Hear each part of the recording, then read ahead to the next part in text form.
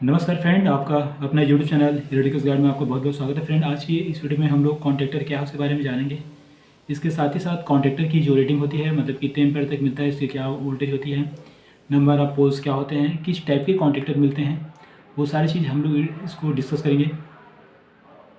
तो सबसे पहले कॉन्ट्रैक्टर के बारे में जानते हैं कि कॉन्ट्रैक्टर क्या होता है। तो कॉन्ट्रैक्टर एक स्विचिंग डिवाइस है। जिस प्रकार से आप एमसीबी से किसी पावर को हम लोग स्विच करते हैं, मतलब क्लोज एंड ओपन करते हैं, ठीक है। सेम कॉन्ट्रैक्टर का भी काम वही है। यहाँ पर भी हम लोग पावर को क्लोज एंड ओपन करते हैं।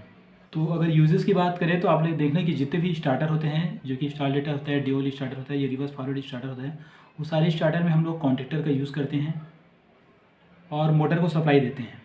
देखिए, यहाँ पे मैंने कुछ डाटा बना के रखे हुए हैं कि हमने कॉन्ट्रैक्टर के बारे में क्या क्या चीज़ स्टडी करना है। तो देखिए, सबसे पहले कॉन्ट्रैक्टर इस टाइप का दिखता है, ठीक है। ये हमारा कॉन्ट्रैक्टर है और इसमें आपका L1 L2 L3 ऊपर साइड लिखा रहता है, नीचे साइड आपका T1 T2 T3 लिखा रहता है। मैंने कि ये टर्मिनल का हो गया और ये आपका लाइन नंबर की बात करें तो 1 2 3 4 5 6 ऐसा लिखा रहता है। और साइड में कॉइल का रहता है आपका A1 A2 कॉइल का रहता है, ठीक है। तो ये कॉन्ट्रैक्टर का जो दिखता है वो हो गया किस टाइप का दिखता है। और अगर हम इसको इलेक्ट्रिकल सिम्बॉल में अगर दिखाएं या सिंगल लाइन डायग्राम में जब दिखाना रहता है तो कॉन्ट्रैक्टर को कुछ इस प्रकार से हम लोग दिखाते हैं। अब इसकी रेटिंग के बारे में डिस्कस कर लेते हैं। रेटिंग में क्या होता है, ये 9 एम्पीयर का है, 12 का है, 18 का है, 22 का है, 25 का है, 32, 40, 50, 70, 80, 95 एम्पीयर है, 110 है, देन आपका 140 है, 185 है, 225 है, 250 है, 30 है, 300 है, 400 है, 550 है एंड 550 तक आपका कॉन्ट्रैक्टर उपलब्ध है। ये आपका एल में है और अदर मेक में अगर जाओगे, अदर कंपनी में जाओगे तो हो सकता है कि इससे भी ज़्यादा हो जाए। तो ये मैं आप लोगों को दिखा देता हूँ। देखिए, यहाँ पे मैंने एक पुराना ओल्ड प्राइस लिस्ट लिया हुआ है। यहाँ पे ये 3 पोल कॉन्ट्रैक्टर है ना। और इसमें रेटिंग यहाँ पे दिया हुआ है। AC3 में क्या इसका करंट है, AC1 में क्या करंट है, ये दिया हुआ है और ये उसको मॉडल दिया हुआ है। तो यहाँ पे 9 एम्पीयर से लेकर आपका 650 एम्पीयर तक ये हमारा कॉन्ट्रैक्टर आपका LNT में मिल रहा है।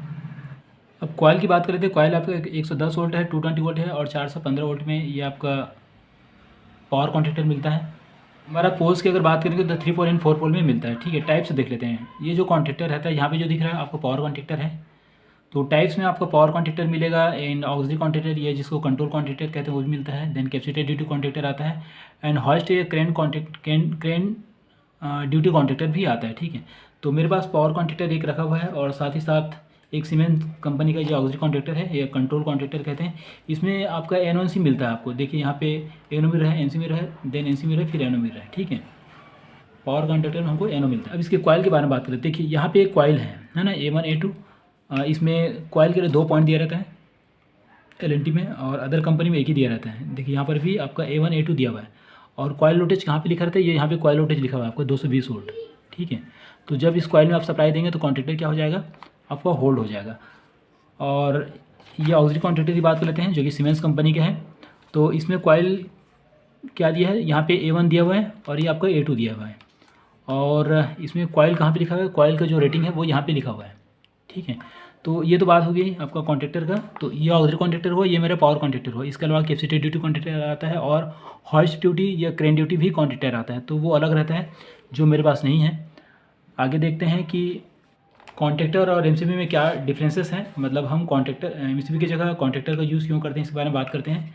देखिए, आप एमसीबी को जो ऑपरेट करेंगे तो कैसे करना पड़ेगा, ये जो स्विच है इसको डायरेक्ट मेरे को आके ऑपरेट करना पड़ेगा। लेकिन कॉन्ट्रैक्टर को ऑपरेट करने के लिए मेरे को यहाँ पे डायरेक्ट आने की जरूरत नहीं पड़ेगा। अलग से आप एक्सटर्नल कोई स्विच लगा सकते हैं और स्विच लगा के कॉन्ट्रैक्टर को ऑपरेट कर सकते हैं। तो वो भी मैं आप लोग दिखा देता हूँ। एक्सटर्नल एक स्विच लगा देते हैं कॉन्ट्रैक्टर में, जैसा ये कॉन्ट्रैक्टर है, ठीक है। और इसमें मैंने एक्सटर्नल स्विच ये अलग से लगा के रखा हुआ है।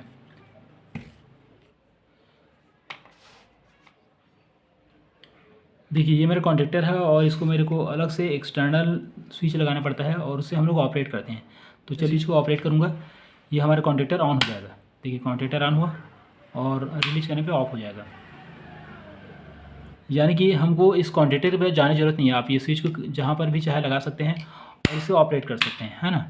बट एमसीबी के कंडीशन में क्या हो रहा है कि एमसीबी में आपको वहीं पे जाना पड़ेगा और एमसीबी को ऑपरेट करना पड़ेगा। तो यहाँ पे ये दिक्कत है। मान लीजिए कोई मोटर है, मोटर को आप एमसीबी से चला रहे हैं, हालांकि मोटर को एमसीबी से नहीं चलाते, वो कॉन्ट्रैक्टर के थ्रू ही चलाते हैं। बट लेकिन अगर कोई भी आपका पावर सप्लाई हो, उसको आप एमसीबी से ऑपरेट कर रहे हैं और तो उस कंडीशन में क्या होगा, आपको खुद वहाँ पे जाके ऑपरेट करना पड़ेगा। लेकिन अगर कॉन्टैक्टर से उसको ऑपरेट करेंगे तो उसमें क्या रहेगा कि आप कहीं पर भी पुश बटन लगा सकते हैं और उसको प्रेस करके आप ऑन कर सकते हैं। ठीक है, तो ये अभी ऑन हो रहा है और जैसे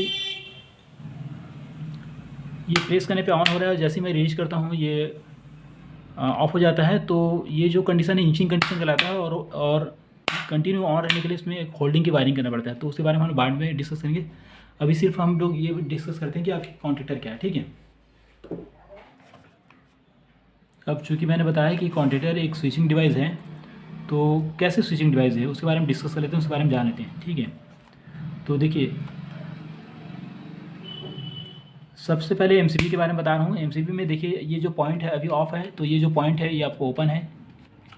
आपका ये वाला पॉइंट भी ओपन दिखा रहा है, लेकिन जैसे ही मैं इसको ऑन करूँगा ये कैसा हो जाएगा, क्लोज जाएगा। ये देखिए कनेक्टिविटी आने लगा है, मतलब एमसीबी से हम पावर सप्लाई को कट करते हैं या तो कनेक्ट करते हैं। सेम कॉन्टैक्टर में होता है। अभी कॉन्टैक्टर ऑफ है, कॉन्टैक्टर ऑफ है तो कैसे दिखा रहे हैं, ये सारे एनसी दिखा रहे हैं, ये सारे पॉइंट हमारे एनसी दिखा रहे हैं। ठीक है, अब कॉन्टैक्टर को ऑन करके दिखाता हूँ मैं आप लोग को। कॉन्टैक्टर को ऑन करने के लिए देखिए यहाँ पे एक ये जो पॉइंट है उसको प्रेस करेंगे, मतलब इसके अंदर में कॉइल होता है, वो कॉइल भी मैं आप लोगों को खोल के दिखा दूंगा। ये कॉइल रहता है, ये जब सप्लाई देते हैं तो कॉइल बनता है और ये इसको अंदर खींच लेता है। ठीक है, और इसके कॉन्टैक्ट आपस में जुड़ जाते हैं। तो देखिए मैं इसको प्रेस करके जोड़ता हूँ और अभी डिसकनेक्ट होएगा। फिर आगे देख लेते हैं। और